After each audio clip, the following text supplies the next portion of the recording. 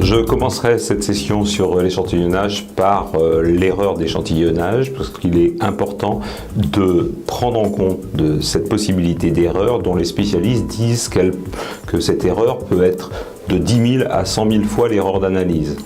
Donc c'est une erreur qui est très importante et dont il faut connaître tous les tenants et les aboutissants. Alors les spécialistes encore, dont je ne suis pas mais dont je me ferai le porte-parole, divisent en 7 cette erreur d'échantillonnage, et dans cette erreur d'échantillonnage, l'erreur la plus importante est l'erreur dite fondamentale. Comme son nom l'indique, elle est fondamentale et donc on ne peut pas s'y soustraire. Les autres erreurs, les 6 autres erreurs peuvent être prises en compte et anticipées, mais l'erreur fondamentale existera toujours.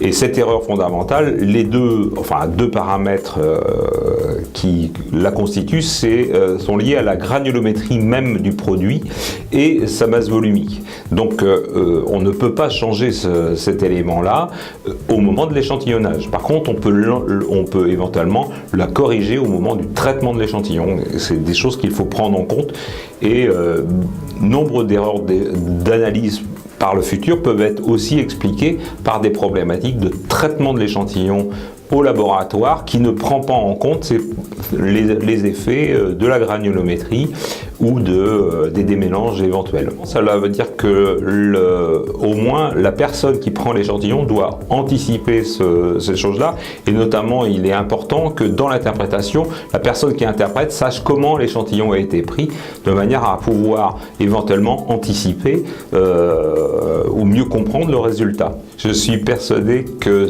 les éléments d'erreur d'échantillonnage ne sont pas bien pris en compte en nutrition animale, que ce soit dans l'anticipation ou dans l'interprétation de l'analyse. Il est essentiel que l'AFTA se préoccupe de cette problématique d'échantillonnage. Je pense que l'AFTA est le bon moyen pour diffuser cette problématique d'échantillonnage au sein de la profession, puisque je pense qu'il y a des grands progrès à faire sur ce point.